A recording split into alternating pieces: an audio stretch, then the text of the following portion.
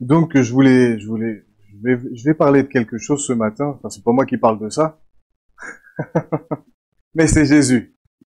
Il parle dans Jean 15. Si je vous dis Jean 15, vous me dites, les pasteurs, pas comme tout à l'heure. Il a soufflé la réponse. Si je vous dis Jean 15, vous, le cep et les sarments, exactement. Je vois que vous avez eu un peu peur quand même. Non, c'est bien ça. Le cep et les sarments. Donc on va lire ensemble. C'est du verset 1 au verset 8. Je suis le vrai cep, et mon père est le vigneron. Tout sarment qui est en moi et qui ne porte pas de fruit, il le retranche. Et tout sarment qui porte du fruit, il l'émonde, afin qu'il porte encore plus de fruits. Déjà vous êtes purs à cause de la parole que je vous ai annoncée. Demeurez en moi, et je demeurerai en vous.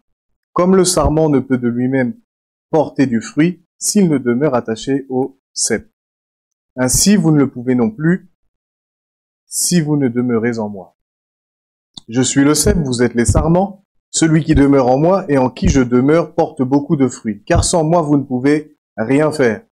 Si quelqu'un ne demeure pas en moi, il est jeté dehors comme le sarment, et il sèche, puis on ramasse les sarments, on les jette au feu, et ils brûlent. Si vous demeurez en moi, et que mes paroles demeurent en vous, demandez ce que vous voudrez, et cela vous sera accordé. Si vous portez beaucoup de fruits, c'est ainsi que mon Père sera glorifié, et que vous serez mes disciples. Ok, c'est parti. On prend du début. Là, j'ai fait exprès de tout lire comme ça, on a le contexte. Là, maintenant, je vais aller pas à pas. Alors déjà, quand Jésus parle qu'il est le cep, il vaudrait mieux savoir ce que c'est le cep. Parce que si on ne sait pas ce que c'est, euh, eh ben c'est bien parce que je vais répondre à la question. C'est bien, je vais répondre à la question. Euh, Parce que je sais que vous êtes nouveau. Je sais que vous êtes nouveau. Donc c'est normal, il y a des mots comme ça, franchement, on va voir émonder, c'est pareil, il l'émonde, qu'est-ce que ça veut dire? Émonder. Franchement, j'ai regardé dans le dictionnaire. Il y a des mots comme ça, on ne sait pas toujours. Donc je me suis documenté. Déjà, on voit le détail où il est dit que Jésus va dire je suis le vrai cep. Il va dire et mon père est le vigneron. Donc déjà, ça nous donne un indice. S'il dit que son père est le vigneron, c'est-à-dire que le cep, ça a quelque chose à voir avec la vigne. Donc en fin de compte, qu'est-ce que c'est le cep? Bah, le cep, c'est tout simplement le pied de la vigne. C'est le pied de vigne, tout simplement. C'est vraiment un exemple. C'est là qu'on voit Jésus. J'aime beaucoup ça, c'est qu'il utilise des choses naturelles, des choses que l'on voit. Souvent on entend ça. Oh, les vignes, des fois, sont ravagées parce qu'il y a eu la grêle ou quoi que ce soit. Les pieds de vigne sont brisés et là ils savent que pourront rien tirer. Donc le vigneron, bah lui, c'est l'agriculteur qui cultive la vigne et transforme les raisins en vin. Donc là, on va voir quand même, il y a un détail. J'avais pas forcément remarqué ça, pourtant j'ai lu maintes et maintes fois, mais Jésus va dire, je suis le vrai cep. Il n'a pas simplement dit, je suis le cep, il a dit, je suis le vrai cep. Et je me suis posé la question, donc ça m'a rappelé que Jésus nous dit également qu'il est le chemin, la vérité et la vie. Et le cep, c'est quoi? Parce qu'on voit un peu plus, on a lu, et dit que tout sarment qui est en moi, qui ne porte pas de fruits, eux sont retranchés. Mais tout sarment qui va porter du fruit, Dieu va l'émonder afin que quoi? Il porte plus de fruits. Donc en fin de compte, le cep c'est quoi? C'est celui qui va, naturellement parlant, qui va envoyer la vie dans les sarments, et les sarments, eux, vont faire des grappes de raisin et ça va produire du fruit. Mais là, il nous est dit qu'il y a deux types de sarments. Il y en a un qui porte du fruit, mais il y en a un qui porte pas de fruit. Il y en a un qui porte pas de fruit. Donc j'ai découvert, YouTube c'est formidable, euh, j'ai regardé des vidéos sur les pieds de vigne, donc maintenant je saurais comment couper, en tout cas théoriquement. Après le faire c'est une autre chose. Mais je sais comment ils font. Ils coupent les sarments, en effet, ils coupent les sarments pour que l'année qui suit, eh ben, ça porte encore plus de fruits. Et il y a des sarments qui, eux, n'ont pas porté de fruits, donc eux sont desséchés, et ben, à quoi ça sert? Ça sert à jeter au feu, à faire du feu. Alors on comprend mieux pourquoi Jésus nous parle de tous ces exemples-là. Ça prend tout son sens. Ça prend tout son sens. Donc, c'est ce que j'ai dit, voilà. Donc là, on voit, il y a deux types. Mais qui sont les sarments? En réalité, parce que là, il nous parle, il dit, oui, moi, je suis le cep, mon père, c'est le vigneron, il dit tout sarment. Mais c'est qui les sarments? Ça concerne qui? Ben, ça nous concerne nous. Les sarments, c'est nous. C'est nous. Donc, soit on va produire du fruit, soit on va pas en produire. Mais en tout cas, Jésus nous explique que peu importe la catégorie dans laquelle nous sommes, il va y avoir des conséquences. Il va y avoir des conséquences. Et c'est ce que je disais à Yves, et je bénis Dieu pour ça, et mon cœur est beaucoup plus triste quand ça va dans l'autre sens. Mais j'ai vu, moi, je suis responsable de jeunes, et j'ai vu dans la jeunesse que le Covid, pour certains, ça les a, je les ai vus bouillants, mais encore plus enflammés qu'avant le Covid. Pourtant, déjà, je trouvais qu'ils avaient déjà un zèle. Mais le Covid, ça les a, comme si ça s'explique pas, j'ai vu dans certains, j'ai vu un feu, mais c'est dire merci Seigneur. Par contre, j'ai vu dans d'autres, ça les a plus fait couler qu'autre chose. Là, je vous parle de la jeunesse, parce que moi, mais je pourrais vous parler aussi des adultes. Parce que ça, c'est pas que la jeunesse. Il y a des gens il y a des chrétiens pour qui le Covid, alors là, ils vont devenir enflammés. Ils portaient déjà du fruit, mais alors là, les fruits, ça va être décuplé, ils vont porter encore plus de fruits. Mais d'autres, à cause du Covid, ils vont commencer à petit à petit, arrêter. Et ça commence pas comme ça, on ne devient pas froid comme ça. Quand vous chauffez un plat, est-ce que le plat comme ça, d'un clin d'œil, il devient froid? Non. Je prends cet exemple-là. Il devient pas froid comme ça. C'est parce qu'on va laisser le plat comme ça, on le chauffe, donc il a bonne température. Mais si on le mange pas tout de suite, si on le laisse attendre, ça va s'attiédir. Et puis après, ça va faire quoi? Ça se refroidit. Et ça se refroidit. Donc ça nous montre bien qu'il faut quand même le cep, donc Jésus, il dit je suis le vrai cep. Aujourd'hui, je dis que le problème, c'est que il faut faire attention. Il va prêcher sur ça, sur les pensées. J'espère que vous avez écouté, réécouté, réécouté. Ça me fait je ne sais combien de fois que j'entends cette prédication, mais je m'en lasse pas. Parce que si vous avez compris ça, je peux vous dire que vous allez être plus que victorieux. Vous allez être plus que victorieux.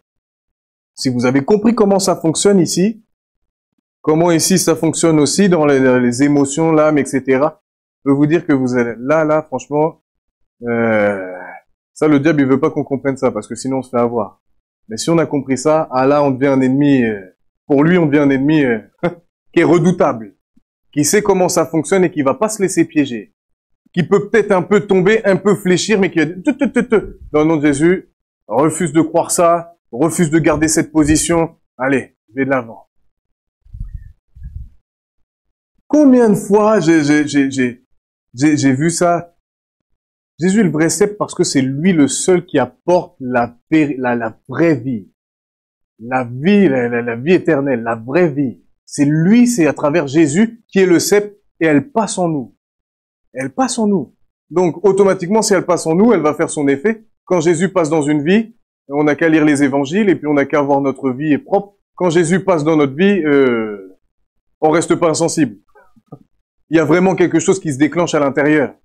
Et les gens, même quand on se convertit, et pourtant on est loin d'être parfait, il y a bien des points qui sont à être transformés, et pourtant ils vont se dire, mais non, mais là, t'as changé.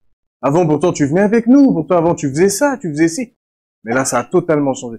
C'est lui qui change, qui bouleverse, qui transforme véritablement notre vie.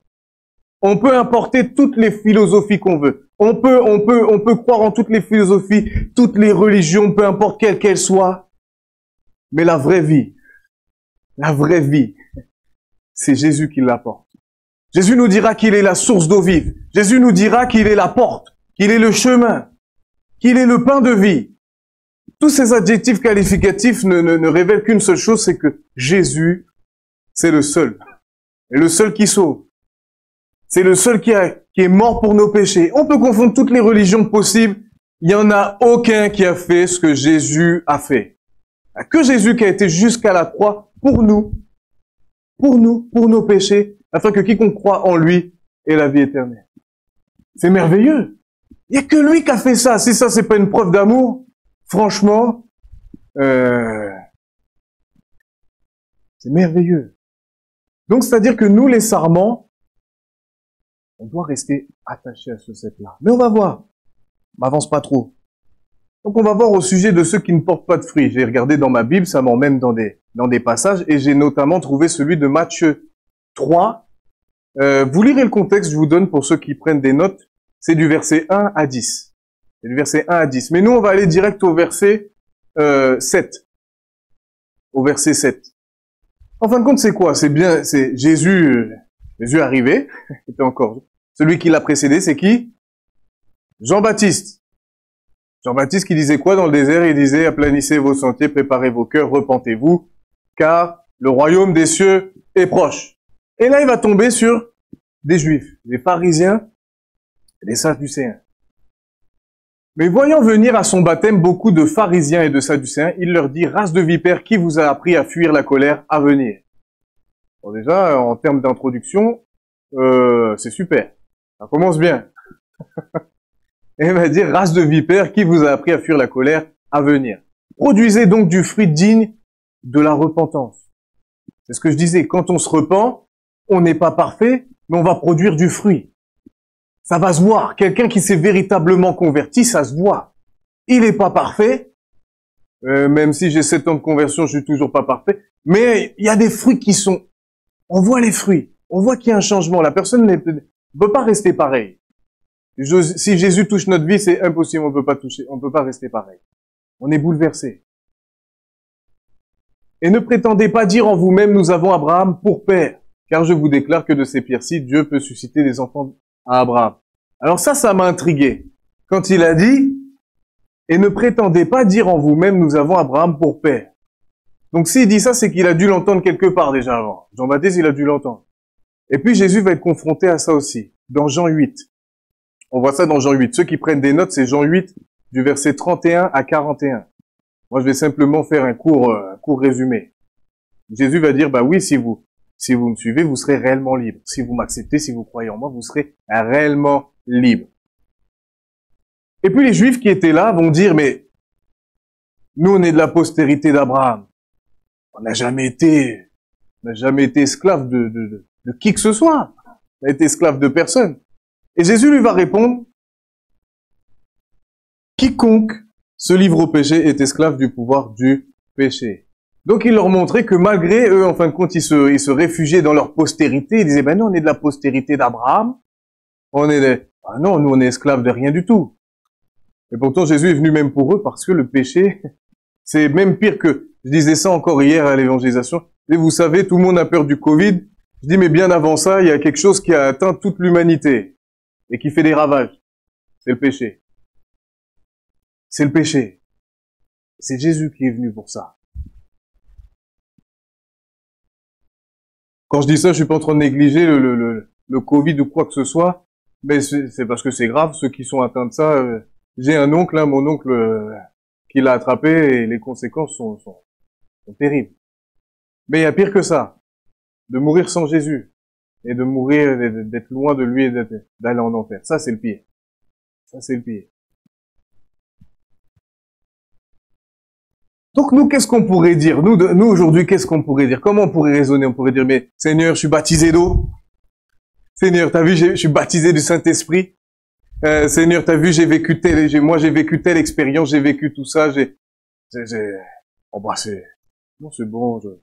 Un jour, Seigneur est venu dans ma chambre, ou un jour, on pourrait s'appuyer sur des choses comme ça. Mais je vais vous dire quelque chose, ça pourrait vous étonner. Quand j'ai quitté le Seigneur, il y a une seule chose qui m'est restée, c'est mon parler en langue. C'est inexplicable, je ne sais pas pourquoi, mais une chose est sûre, je vais vous dire quelque chose. Ça n'avait aucune puissance. C'était une coquille vide. Parce que quoi? Parce que j'étais à fond dans le péché. Parce que j'étais dans le péché. Donc j'aurais dit quoi? J'aurais dit, vu que j'ai gardé mon parler en langue, c'est bon, je sais que j'ai encore... Non. Non. Si j'étais mort à ce moment-là, j'aurais été loin de Dieu. Parce que j'étais dans le péché, j'étais dans toutes ces choses-là. Donc nous ne nous leurrons pas en disant, voilà, j'ai vécu telle expérience, on se repose sur nos expériences passées, sur ce qu'on a vécu.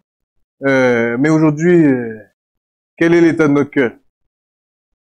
Quel est l'état de notre cœur? Est-ce que la flamme est toujours vive? Est-ce que la flamme est toujours vive? De quel côté notre cœur va pencher?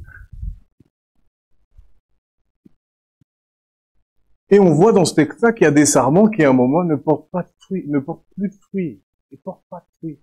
C'est-à-dire, on peut porter du fruit, ça c'est quelque chose on peut porter du fruit, et d'un jour, si on laisse les pensées, on fait des mauvais choix, on fait des mauvaises choses, on peut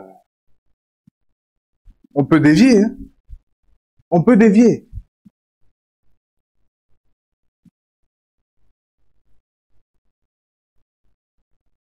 On reconnaît un arbre à ses fruits. Ça, c'est Jésus qui dit ça encore. On reconnaît un arbre à ses fruits. Donc, ça nous montre aussi, c'est ce que je disais tout à l'heure, ça me revient. Je disais, ça nous montre quelque chose, c'est que Jésus, le salut n'est pas parce qu'on a dit oui un jour et qu'après on dévie que c'est bon, salut, c'est éternel. Hein. On peut perdre son salut. On peut perdre son salut. Là encore, c'est un passage où on voit qu'on peut perdre son salut. On peut perdre la vie de Dieu. Christ, on perd toute passion, on perd tout intérêt. Ces choses-là, ça devient secondaire de nos petites affaires, notre petit. Eh oui. Donc au sujet de ceux qui portent du fruit. Donc pour le mot émondé. Le mot émondé. Donc émondé, ça veut dire débarrasser un arbre des branches mortes ou inutiles des plantes parasites. Mais ça veut aussi dire débarrasser quelque chose de superflu, l'en dépouiller. C'est ça que ça veut dire émondé. Donc en fin de compte, Jésus, c'est ça qui est beau. Vous aimez Jésus. Si vous êtes là quand même, c'est qu'on aime Jésus. Alléluia. C'est qu'on aime Jésus. On veut lui plaire. Le but quand même de notre vie, c'est de lui être agréable. C'est de porter du fruit. C'est que le jour où on va le rencontrer, il se vient, bon et fidèle serviteur. C'est pas qu'il nous dise non, toi qui as commis l'iniquité, je t'ai jamais connu. Ça, on préfère pas rencontrer Jésus et qu'il nous dise de telles choses, hein, n'est-ce pas? N'est-ce pas? C'est une chose de le dire, mais c'est une autre de le vivre. Parce que des fois on dit oui, on veut ça, mais pourtant on fait pas forcément les actions qui vont dans ce sens-là. Donc ça veut simplement dire que Jésus va faire quoi? Plus on va se rapprocher de lui, c'est ce que Yves ne cesse de répéter, ce que je ne cesse et je ne me lasse pas de répéter, c'est la sanctification. Donc c'est quoi? C'est-à-dire que Jésus, grâce au Saint-Esprit, va nous montrer des points dans notre vie, on porte du fruit, mais il va nous montrer des points dans notre vie. Ah tiens, tu vois cet aspect-là, t'avais pas vu, t'es nul. Ah mais là, ton comportement. Ah. Mais quand il va dire ça, c'est pas pour dire t'es nul, t'es un bon à rien ou quoi que ce soit, t'es un moins que rien. Non, c'est dans le but de quoi? Ben qu'on rectifie le tir, qu'on dise Seigneur, d'accord, je reconnais, eh ben je veux, aide-moi. Tu vois que là, ça c'est con. Je lâche ça et je veux. Donc on va petit à petit, on se dépouille de toutes les choses superflues de nos vies. J'ai été amené à ça. Vous serez amené et vous êtes certainement déjà amené et vous avez été amené à faire ça, à se dépouiller. Et il y a des choses, on dit, ah là, oui, là, dans mon attitude, non, ça c'est pas, allez, Seigneur. Pardon, je te demande pardon, maintenant je rectifie le tir. C'est pas le tout de dire pardon, c'est demander pardon pour demander pardon, mais continuer dans les mêmes voies. C'est pour ça que je dis, heureusement, Seigneur, tu vois véritablement nos cœurs, tu vois l'état de nos cœurs, notre motivation. Donc il voit bien celui qui a des luttes, mais qui résiste. Et Dieu soutient toutes ces personnes-là. Il va les aider, il va leur donner la force.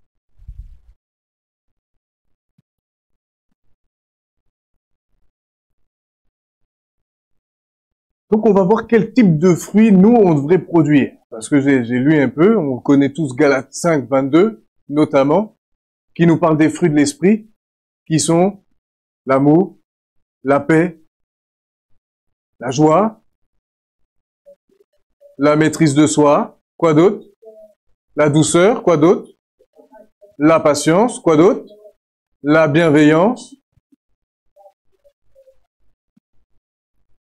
la fidélité. Donc on voit là quelques types de... Et j'avais jamais remarqué, c'est en cherchant, j'ai vu d'autres versets qui parlaient de ça. Donc on va voir dans Romains 6, 20 à 22.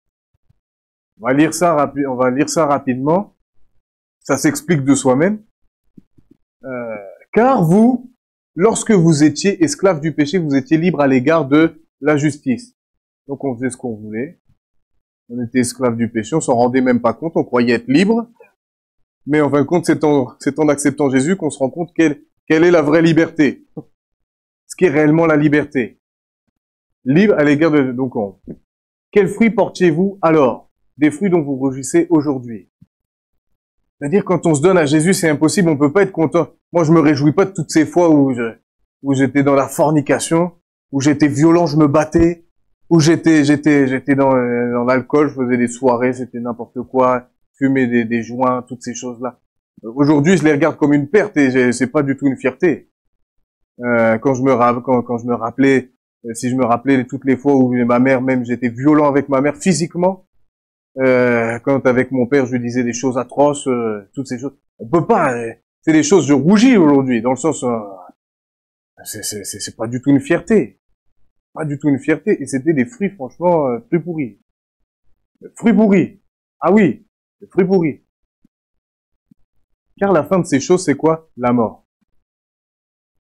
Mais maintenant, étant affranchi du péché, étant libre, étant lavé grâce à Jésus, grâce à son sang, en marchant en nouveauté de vie, et devenu esclave de Dieu, vous avez pour fruit la sainteté et pour fin la vie éternelle. Ah là, c'est plus du tout la même chose. Ah, c'est plus les mêmes fruits.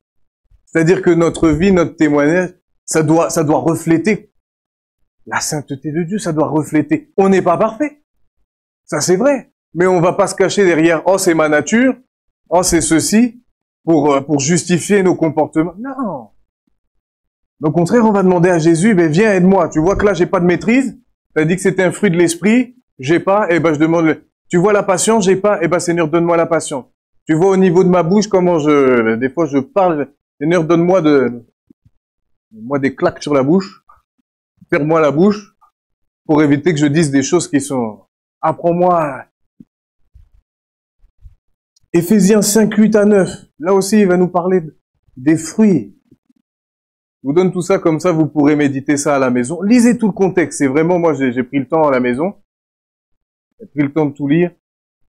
Autrefois, vous étiez ténèbres. Et maintenant, vous êtes lumière dans le Seigneur.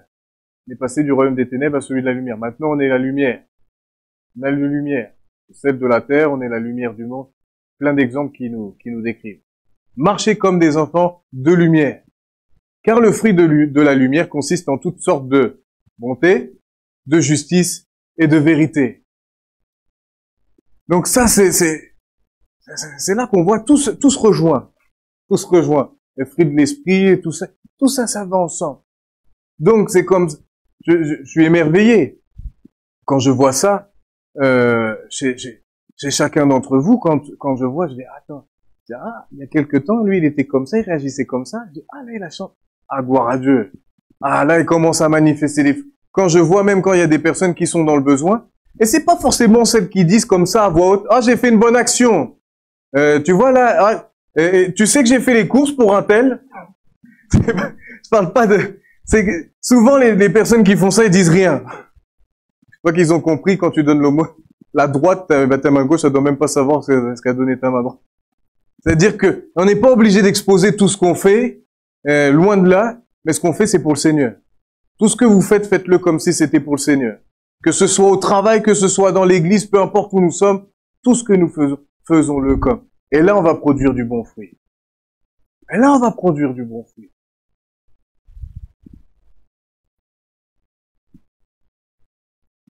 Donc, on revient à Jean 15, au verset 4. Garde l'heure, c'est bon.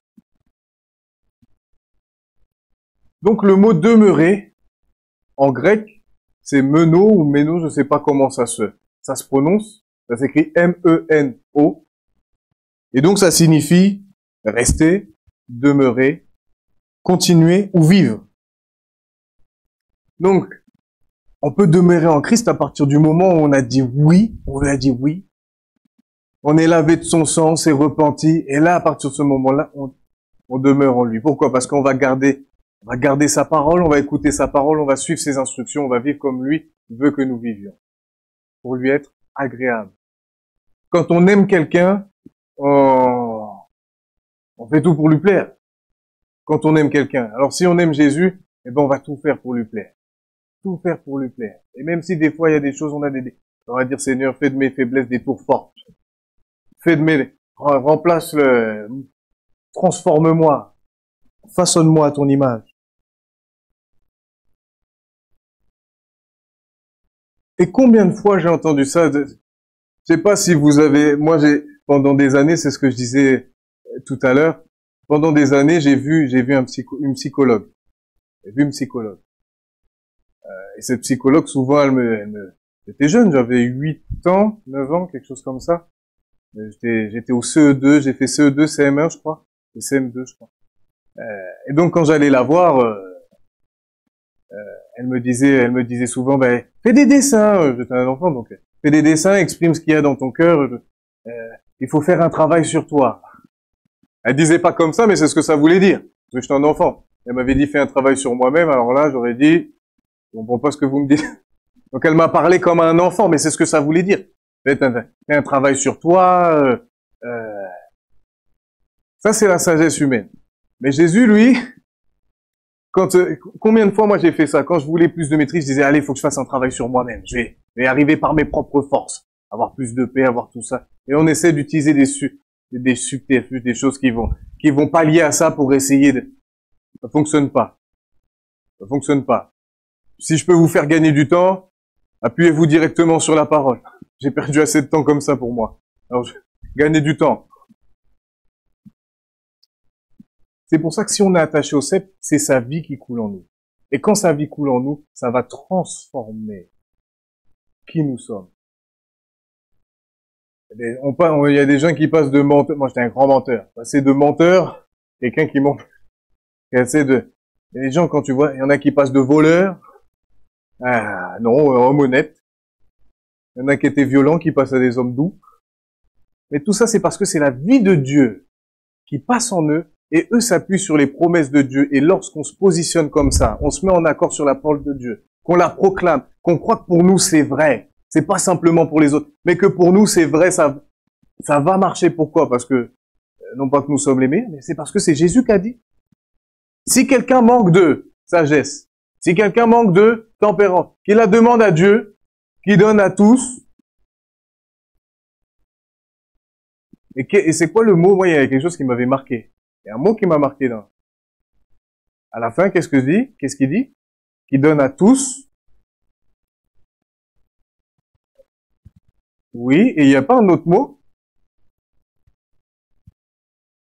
Il n'y a pas un autre mot? Qui la demande avec foi. Qui la demande avec foi.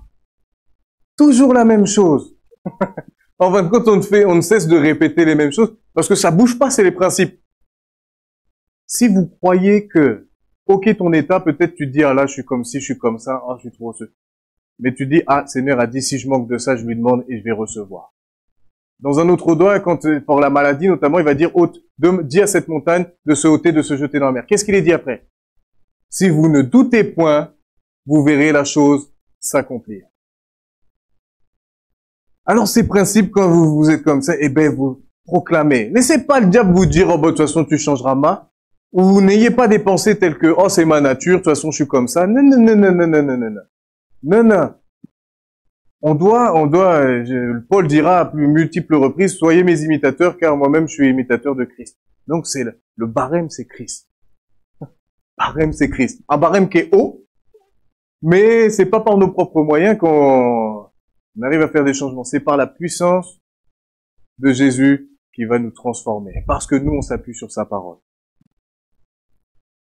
Alléluia.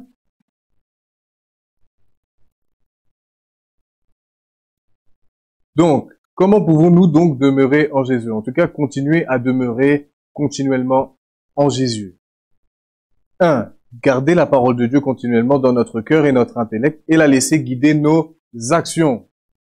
Combien de fois je pense à tous ces versets qui me viennent dans la tête où on connaît dimanche après dimanche, on en a entendu des prédications quand même, on en a entendu les messages, des enseignements, et je rajoute le vendredi, et on en a entendu des choses. Mais qu'est-ce qu'on en fait? Donc c'est là l'importance. Ce qu'on reçoit, ce qu'on a entendu, on reçoit par la foi et on l'applique. et on le met en pratique. Sinon, ça ne sert à... C'est de la connaissance. La connaissance. 2. Entretenir une communion constante et intime avec Christ afin de tirer de lui la force nécessaire. C'est ce que je vous disais. C'est ça, c'est l'intimité. Plus vous serez proche de Christ, et plus il va vous donner tout ce dont vous avez besoin. Et je parle pas de choses matérielles. Je parle de la paix, de la vraie joie, la vraie paix, la patience, tous les fruits que Jésus lui-même avait. Et Jésus, et puis les apôtres aussi. Qu'est-ce que dira? Jésus dira, c'est moi qui vous ai choisi, qui vous ai établi. Pourquoi? Pour que vous ne portiez pas de fruits? Pour que vous restiez assis dans votre coin comme ça, juste... Non, non, non. Il a dit pour que vous portiez du fruit. Pour qu'on aille, on impacte tous ceux qui sont autour de nous. Par la puissance du nom de Jésus. 3. Obéir à ses commandements, demeurer dans son amour. Et si on demeure dans son amour, on va automatiquement aimer aussi tous ceux qui sont autour.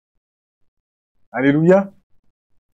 Mener une vie pure à l'aide de sa parole en résistant au péché. Et ça, on sait combien c'est... Le diable est vraiment un adversaire redoutable. Et je dis pas ça pour l'élever, dire combien il est fort ou quoi que ce soit. Mais il faut pas le sous-estimer. Trop longtemps, je l'ai sous-estimé. Et il m'a eu. Donc, faut savoir à qui on a affaire. Et veut utiliser tout stratagème, plein de choses pour essayer de nous faire dévier et qu'on arrête de porter du fruit.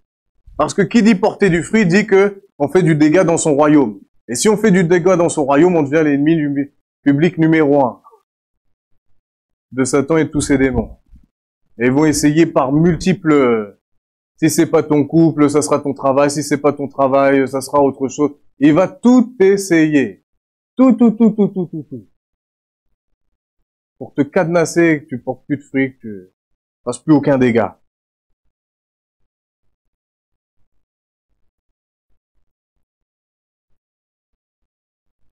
Au verset 5, il va nous dire, je suis le cep, vous êtes les sarments. Celui qui demeure en moi et en qui je demeure porte beaucoup de fruits, car sans moi, vous ne pouvez rien faire. Quand j'avais mon filtre, j'aime bien dire ça, c'est Yves qui disait souvent ça, alors j'ai gardé j'avais mon filtre, quand je me suis converti, un filtre plus que pollué. Et moi, quand j'ai lu ce passage-là, je me suis dit, c'est comme si Jésus me disait, je suis un moins que rien, je suis nul. Mais c'est pas ce que ça veut dire. C'est pas ce que ça veut dire. Ça, c'est parce que mon filtre, il était pas bon. Parce que dans ma vie, on m'avait dit, de toute façon, Kenny, il est bon qu'à faire des bêtises. C'est vrai que j'en faisais d'énormes. J'en faisais beaucoup. Il est bon qu'à ça. De toute façon, il réussira jamais. Il fera quoi? Et quand vous entendez ça de votre famille, les oncles, les tantes, ça fait son effet. Surtout quand on prend ça pour une vérité. Mais en fin de compte, il dit ça pourquoi? Parce que c'est en étant attaché au cep. C'est sa puissance qui va découler. Quand on prie pas au nom de Kenny Lupo, au nom d'Yves Lanel, au nom de Missa, au nom de Dylan, ou je pourrais dire tous les noms des personnes, mais c'est au nom de Jésus.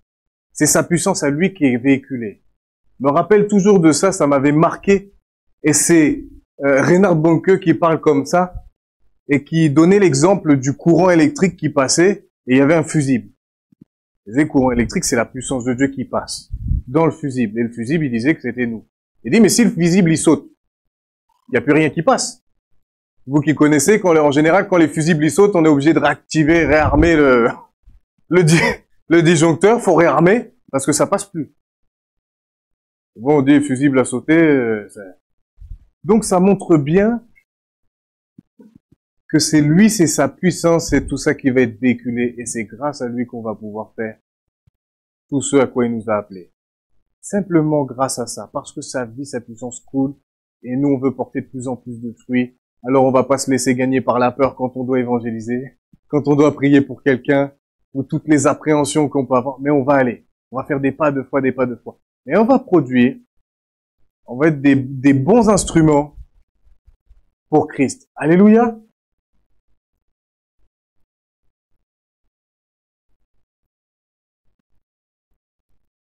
Ok.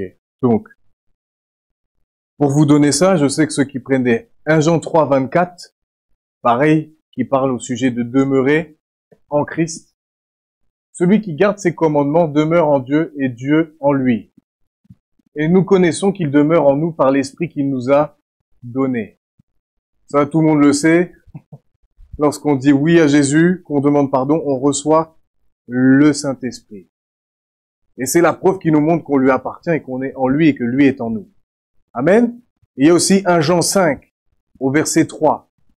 Car l'amour de Dieu consiste à garder ses commandements. À garder ses commandements. Et ces commandements ne sont pas pénibles. Tout à l'heure, c'est ce que je disais. Plus on va aimer une personne, et plus on va chercher à lui être agréable. C'est-à-dire que ce qu'il nous demande, quand Jésus, plus on va l'aimer, et plus ce qu'il va nous demander, ça sera pas pénible. Ça sera pas quelque chose de pénible. Parce qu'au contraire, la motivation, ça sera quoi? Ça va être notre foi, l'obéissance et l'amour. L'amour qu'on a pour lui. Qui va être l'essence même de notre envie, de notre désir ardent, si je peux dire, de lui ressembler. De lui ressembler, d'agir comme lui il agissait, de parler comme lui il parlait, penser comme lui il pense. Si quelqu'un, au verset 6, on reprend Jean 15, si quelqu'un ne demeure pas en moi, il est jeté dehors comme le sarment, et il sèche, puis on ramasse les sarments, on les jette au feu et ils brûlent. Donc là, quand on lit ça, souvent, j'ai entendu ça, j'ai étudié ça aussi, et j'entendais des personnes qui disaient, mais non, on peut pas perdre son salut. On peut pas perdre tout ça, on peut pas. Jésus nous dira même dans l'Apocalypse qu'il peut enlever nos noms du livre de vie. Et il y a beaucoup, il est dit, celui qui persévérera jusqu'à la fin sera sauvé. Donc ça montre bien que si on laisse une autre source, on fait de quelqu'un d'autre que Jésus notre cep, ben sa vie va plus couler en nous. Il va y avoir une fracture, une rupture entre lui et nous. Donc le but quand même, Jésus, son but c'est pas que nous puissions ne plus porter du fruit. Son but, c'est que nous portions du fruit. C'est que nous restions unis à lui, greffés au cep. Non pas mais que nous puissions rester greffés au cep. Alors je sais pas peut-être ça va parler à quelqu'un ici. Peut-être des fois on fait des choix, on fait des choses qui font que petit à petit on commence à le feu s'éteint, le feu s'éteint, le feu s'éteint, le feu s'éteint. L'apôtre Paul dira, je sais plus à quelle église, je m'en rappelle plus, je connais ce verset par cœur, il dit, mais vous qui couriez bien, qui vous a arrêté dans votre course? Vous qui couriez bien, qui vous a arrêté dans votre course? Qu'est-ce qui a fait qu'aujourd'hui, peut-être dans ton cœur, tu n'es plus passionné? Pour toi, les choses de Dieu deviennent de moins en moins importantes, plus en plus secondaires, et il n'y a plus cette flamme comme au début. Franchement, c'est la question que je posais. Comment vous étiez au début quand vous avez dit oui à Jésus? Quel était l'état de votre cœur? Quel était la traite? Ah, franchement, on est tout feu, tout flamme. Tout feu, tout flamme. Si on pouvait vider les hôpitaux, on est tellement enflammé que si on nous laisse dans un hôpital, on serait capable de prier pour tous les malades. Mais c'est vrai, c'est tellement, je sais même pas comment expliquer, ça se passe de mots, faut le vivre pour quand on le vit, on comprend, c'est pour une ampleur.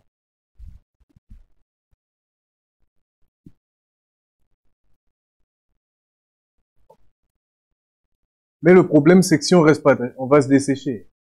Et si on se dessèche, ben la vie de Dieu ne coule plus.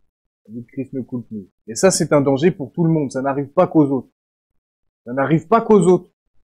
J'aime bien dire ça. Parce que souvent, des fois, on peut entendre des prédications, dire, ah tiens, ça concerne un tel. Ah tiens, ça concerne un tel.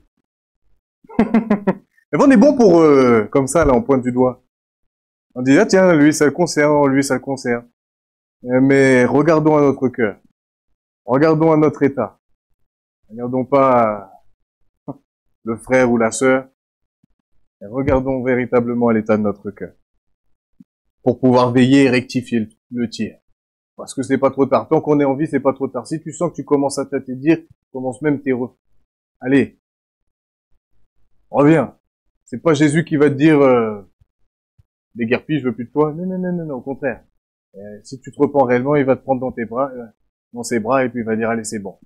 On remonte là. C'est reparti. Si vous demeurez en moi et que mes paroles demeurent en vous, demandez ce que vous voudrez, et cela vous sera accordé. Ça, c'est une magnifique... À chaque fois que je lis ça, je m'en lasse pas. Pourtant, je sais qu'à plusieurs endroits, c'est demandez en mon nom, et je ferai ce que vous. Ça, à chaque fois que je lis ça, je dis merci Seigneur. Mais c'est là qu'on voit que c'est pas une question que de paroles. La prière, c'est le premier livre que j'ai lu de quand je me suis converti. Comment savoir prier? Parce que y a rien de pire quand on a des relations même les uns avec les autres, d'amitié, etc. Il y a quelque chose qui est important. On dialogue. Donc, faut être sûr que quand tu parles à la personne, qu'il te réponde quand même. S'il comprend pas ce que tu lui dis, tu parles pas son langage, c'est compliqué. Si moi je suis français, que j'ai affaire à quelqu'un qui parle portugais et qui comprend rien en français, on va être dans de beaux draps. Je sais dire merci, je sais dire bonjour, mais je sais pas dire grand-chose en portugais. Donc c'était la même chose quand on parle à Christ, faut savoir dans quelle attitude on doit venir. Donc s'il y a de la rancœur, s'il y a tout ça, on sait que ça c'est un frein. Ça c'est quelque chose qui bloque. Donc on sait que là, faut demander pardon. Si il y a non pardon, il y a tout ça, faut demander pardon. S'il y a des choses où même nous on est passé pas très glorieux, on demande pardon, Seigneur, on rectifie le tir.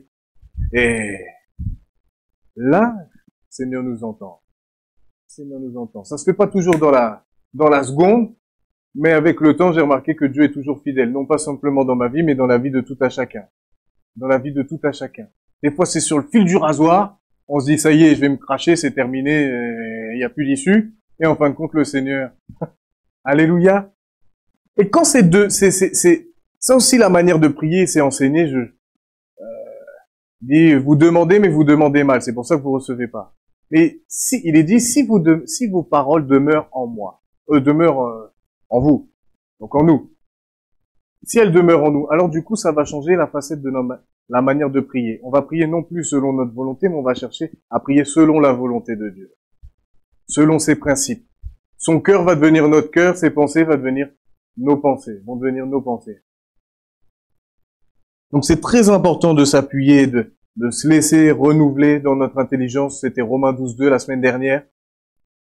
Par la parole, comme ça, plus on va être imprégné, plus on va prier selon le cœur de Dieu. Si vous portez beaucoup de fruits, c'est ainsi que mon Père sera glorifié et que vous serez mes disciples. Ah, ça, c'est comme ça qu'on rend gloire à Dieu. C'est pas une histoire simplement de parole. Dire je suis à Christ. Vous savez, j'ai appris quelque chose, j'étais déçu. Déçu. Les chrétiens qui peuvent dire oui, je suis à Jésus. Et en fin de compte, ils mentent. Et sont vraiment un mauvais témoignage. Et ça me fait mal au cœur. Parce qu'en fin de compte, on est un mauvais témoignage, mais celui qu'on discrédite, c'est le nom de Jésus. C'est le nom de Jésus qu'on discrédite. Quand c'est comme ça, c'est le nom de Jésus qui est impacté. Alors, je dis pas ça pour vous mettre la pression, mais je dis ça pour nous rendre compte de la responsabilité qu'on a. Dans d'autres endroits, il dit que nous sommes des ambassadeurs. Bah, l'ambassadeur, c'est pas n'importe qui, hein. Vous allez à l'ambassade du Congo, vous allez à l'ambassade du Brésil ou peu importe, l'ambassadeur, il représente la nation si c'est le Brésil et les lois qui vont avec, mais nous c'est de Dieu. Donc on représente et on doit suivre ce que Jésus nous dit. Alléluia.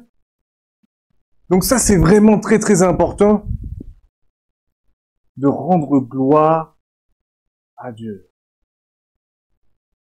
Rendre gloire à Dieu. Pas simplement en parole. Il y a un verset, je sais pas où ça se trouve, je crois que c'est dans l'Ancien Testament. Il dit, ils me célèbrent de leur bouche, mais leur cœur, rien du tout. Leur cœur, rien du tout. Ils vont dire Alléluia Jésus, peut-être même chanter ou quoi que ce soit, mais, et il dit, leur cœur, leurs agissements, montrent tout l'inverse. Donc, vraiment, c'est un encouragement. C'est un encouragement, je suis pas là pour vous. Au contraire, c'est un encouragement à quoi? À rester attaché au cep. À rester attaché au cep. Parce que c'est lui qui nous donne la force nécessaire pour continuer. Sinon, combien de fois, franchement, plus d'un d'entre nous, là, serait pas ici. Franchement, il serait même pas ici. Si ce n'était la vie de Jésus qui coûte. Moi, je vous dis, il y a 3 ans, je serais plus là. Étant donné ce que j'ai vécu il y a 2 ans et demi, 3 ans, je serais même plus là. Si ce n'est pas Jésus qui m'avait donné la force. Et vous pouvez dire la même chose. Des choses que vous avez vécues même avec vos enfants. Des situations même de travail où on se fait virer comme ça des fois, licenciement économique, on trouve plus de travail, plus rien, on est dans la disette, on perd l'appartement. Il y en a qui perdent tout. Et c'est là où il faut rester attaché au Seigneur, parce que c'est lui qui va, en fin de compte, c'est lui qui nous encourage. C'est sa parole qui va nous encourager. C'est sa parole qui va nous encourager. C'est elle qui va nous faire tenir debout. Et quand tout va mal, eh ben, on va continuer à faire. On va pas s'arrêter, on continue à faire. Là, le Covid, je sais pas combien de temps ça va durer encore. J'y pense même plus. Tout ce que je sais, c'est qu'il faut qu'on continue de faire. Pendant tout ce temps-là, il y a des gens qui ont besoin de nous. Il y a des gens qui ont besoin qu'on parle du Seigneur, qu'on parle de Jésus. Il y a des gens qui ont besoin qu'on prie pour eux. Il y a des gens qui ont besoin. Eh oui. Si on reste fixé sur notre moi, c'est clair qu'on va pas voir ce qui est autour. Mais je peux vous dire qu'autour, il y a une moisson immense. Et si chacun d'entre nous, on se lève, on dit pas ce que ça donne. On dit pas ce que ça donne. Quand je disais, mais, je terminerai avec ça. Je sais pas pour ceux qui connaissent, c'est Frère Yun. Pas si certains connaissent, c'était quelqu'un qui était un chrétien, disciple de Jésus en Chine. Donc il a connu Mao Tse-tung, toutes les choses comme ça. Si vous connaissez le communisme, une bonne paire de manches, ça aussi, hein. Et c'est un gars qui a été en prison, tout ça et tout. Et des fois, on se dit, mais tellement il vit des choses terribles, c'est impossible qu'il... Et quand on se dit, il va abandonner, il va lâcher, il va pas tenir. Et ben, vous savez, même dans les moments les plus terribles de notre vie, Dieu peut vous faire encore porter du fruit. Dieu peut vous faire encore porter du fruit. Et lui, il racontait ça, il disait qu'il se faisait battre, nuit et jour, par les gardes de la prison. Et il disait rien. Il avait une attitude où il espérait simplement en Christ. Et qu'est-ce qui s'est passé? Parce que là-bas, c'était tous des bouddhistes. Et il y en a un qui a dit, mais c'est bizarre, attends, nous, pendant des heures, pendant 1 heure, pendant la journée, à chaque heure, ils avaient deux, trois choses comme ça, vous prenez 1 heure pour chanter des chants, glorifiés dans le bouddhisme, tout ça. Il disait, mais lui, c'est bizarre, il fait pas ça, et pourtant, il se fait battre encore pire, et il est persécuté, et pourtant, qu'est-ce qui s'est passé? Eh ben, les bouddhistes sont devenus disciples de Jésus. Et c'est pas un cas comme ça, il a été en prison, je sais pas, je pense que toute sa vie, il a été plus en prison que libre. Et pourtant, Dieu s'est servi de toutes ces choses-là. Et lui a continué à persévérer, il a continué de porter Dieu. Donc, peu importe ce que nous vivons, on peut encore porter Dieu, on peut encore apporter la parole de Dieu. Et Dieu sera derrière, Jésus sera derrière. Pas par nos propres forces, mais par l'Esprit de Dieu. Alléluia! J'en ai terminé. J'espère pas. Ça va, 3 minutes de... Donc on va se lever, je vais prier. Je vais prier pour nous, que le Seigneur vraiment nous touche. Que les petites choses, les choses qui nous révèlent et qu'on puisse vraiment aller de gloire en gloire et de progrès en progrès. C'est ça la sanctification. La sanctification. Saints, les saints, c'est nous. Et les saints, c'est quoi? C'est ceux qui sont mis à part pour Dieu. Mis à part pour Dieu. Alors je sais, dans notre amour, on va dire Seigneur, oui, je veux plus. Et vous allez voir, il va vous révéler des choses de votre vie. Ah tiens, ça, tu vois ça. Et puis vous allez petit à petit corriger, demander l'aide du Seigneur. Et vous allez voir. Alléluia. Vous avez certainement déjà vu pour certains. Alléluia. Mais ne nous relâchons pas. On va vivre des temps encore plus difficiles. On va vivre des choses... Jésus revient. Hein. Jésus revient bientôt. Donc on va vivre des choses encore plus...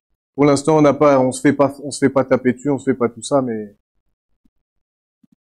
si un jour on doit vivre ça, vaut mieux qu'on soit vraiment attaché au Seigneur, parce que sinon, franchement, je dis toujours par la grâce de Dieu. Par la grâce de Dieu. Parce que par nos propres moyens, moins de persécution, il n'y a plus personne. Seigneur, vraiment, merci pour ta parole, merci pour ce qu'elle nous encourage à aller de plus en plus avec toi, vraiment à revoir, Seigneur, si tu vois que nous sommes attiédis, nous avons fait d'autres choses, notre cep, si je puis dire ça, notre source, autre que toi, Seigneur, mais je te prie, Seigneur, vraiment de reprendre la place qui t'est due dans les cœurs de tout un chacun. Et que et que nous ne soyons pas dans les mais après tes principes bibliques, et que nous ne soyons pas dans nous n'ajoutons pas à notre vocabulaire le mot compromis. Seigneur, tu sais combien c'est un danger, et je te prie vraiment, Seigneur, pour que nous puissions rester tout à chacun des chrétiens vraiment basés sur ta parole, qui ne dévieront ni à gauche ni à droite, et qui continueront envers et contre tout, par ta grâce, à porter du fruit digne de ton nom. Seigneur, merci parce que tu sais que parfois nous tombons, mais merci pour ton sang qui nous purifie à chaque moment. Tu vois nos cœurs, tu vois vraiment notre vie, tu vois quand nous nous repentons réellement et tu vois combien tu nous laves et nous donnes la force de continuer. Merci vraiment, Seigneur, pour ça. Je te prie pour que tout à chacun tu révèles des choses de nos vies. Pas dans le sens pour nous écraser, mais dans le but que nous puissions porter encore plus de fruits. Que nous soyons encore de meilleurs témoignages. Que nous puissions toucher encore plus de personnes par ta puissance. Par ton nom qui est merveilleux. Merci Seigneur, vraiment pour tout ce que tu fais et que cette flamme qui est en nous soit plus qu'ardente, soit plus qu'intense et que vraiment nous puissions vraiment, je dirais, quand chaque souffle qui sort de nos narines, qui sort de notre bouche, se respire vraiment notre zèle pour toi. Respire la passion pour ton nom. Respire vraiment toutes ces choses, Seigneur, qui te glorifient. Et je crois qu'il n'y a personne ici dans ce lieu qui est venu et qui ne veut pas glorifier ton nom. Alors Seigneur, donne-nous la capacité de changer, d'être transformé par ta grâce, afin d'être encore plus ressemblant à toi. Dans le nom de Jésus, Amen. J'ai oublié quelque chose, j'aimerais prier pour... parce que tout à l'heure, j'ai vu ça défiler dans mes messages à la pause, entre les deux cultes. C'est pour ma maman. Parce que là, ça va pas bien du tout. Pas bien du tout. Donc, pour ceux qui sont pas au courant, ça tu couperas, hein, Jérôme. Hein. Ça c'est entre nous. C'est que